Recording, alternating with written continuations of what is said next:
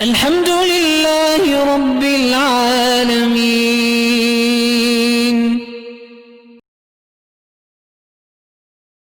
اسی طرح ایک اسکالر کے بارے میں آتا ہے اور بعض علماء نے لکھا ہے کہ اس سے مراد علامہ اقبال ہیں۔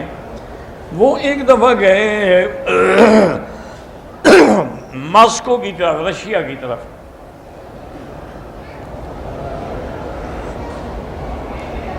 تو رشیا جو ہے وہ اس میں جو وہ قومیں تھیں وہ دہریہ ہیں، یعنی منکر خدا، وہ خدا کو مانتے نہیں، وہ مشرک نہیں، وہ بالکل اللہ کے وجود کے بھی قائل نہیں۔ تو انہوں نے جو گائیڈ دیا علامہ صاحب کو کہ ان کو مختلف پارک دکھائیں، مناظر دکھائیں، ہر چیز دکھائیں، تو ایک پارک میں لے آیا تو وہاں بڑے پھول کھلے ہوئے تھے۔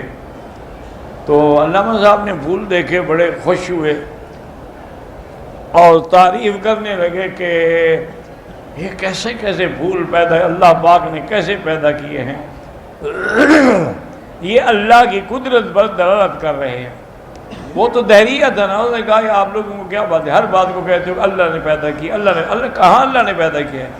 زمین ہم نے بنائی، پانی ہم نے لگایا، بیج ہم نے ڈالا، نگرانی ہم نے کی، تو پیدا اللہ نے کیسے کر دیا؟ تو ہم نے پیدا کیا ہے۔ علامہ صاحب تو بہرحال بڑا ذہین آدمی تھے، بڑے فلسفی تھے۔ انہوں نے ایک پھول توڑا، تو کہا فرائض یہ کون سا پھول ہے؟ انہوں نے کہا جی یہ تو گلاب ہے۔ انہوں نے کہا یہ ٹھیک ہے، اپنے پودا آپ نے لگایا ہے، پانی آپ، لیکن اس میں خوشبو کتنا ڈالی ہے آپ نے؟ انہوں نے کہا جی خوشبو تو ہم نے نہیں ڈالی۔ پھر کس نے خوشبو ڈالی ہے؟ اب انہوں نے کہا وہی خدا ہے جس کا تمہیں پتہ نہیں، جس کا تم انکار کر رہے ہیں، اسی نے خوشبو ڈالی ہے کہ ایک ہی کھیت ہے، یہاں گلاب ہے، یہاں چمبیلی ہے، یہاں چمپا ہے، یہاں رات کی رانی ہے، یہاں نرجس ہے، یہاں ٹولپ ہے، کئی قسمیں، اس سب میں مختلف خوشبوئیں کس نے پیدا کی؟ اب وہ چپ ہو گیا، اس سے پھر کوئی جواب نہیں بن سکتا۔ تو اس لیے ہمیشہ یاد رکھیں کہ اگر آدمی ان پہ یعنی اخلاص سے اور صدق کی نیت سے نظر ڈالے تو اللہ کی قدرت پر فوراً ایمان لے آئے۔ تو یہ سارا کمال جو ہے وہ اللہ تبارک و تعالیٰ کا ہے۔ ہاں یہ الگ بات ہے کہ آدمی کے ذہن پہ پردہ پڑ جائے اور وہ سمجھنے سے محروم ہو جائے، یہ اللہ مہر لگا دے، ختم اللہ علی قلوبہم وعلی سمعہم وعلی ابصارہم غشاوۃ، تو پھر اس کو تو سمجھ نہیں آتی۔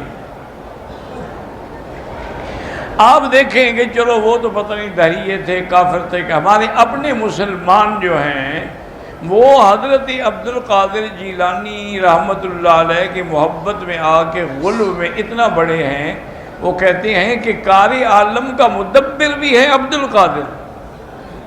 وہ کہتے ہیں ساری تدبیر آپ کر رہے ہیں، اور آخر میں بدبخت کہتا ہے کہ بندہ قادر کا بھی ہے قادر عبد القادر، یعنی میرا قادر بھی خوب عبد القادر ہے۔ انا للہ۔